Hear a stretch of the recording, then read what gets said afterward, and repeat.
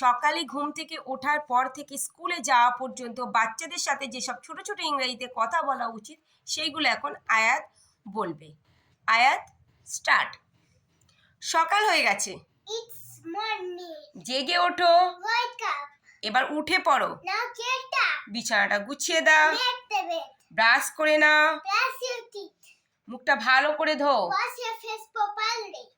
তোমার জলখাবারটি তৈরি। Your breakfast is ready. তোমার জলখাবারটি খেয়ে নাও। Have your breakfast. এখন পড়তে বসো। Now sit to read. তোমার বাড়ির কাজগুলো করে নাও। Do your homework. বইগুলো গুছিয়ে নাও। Pack your books. স্নান করে নাও।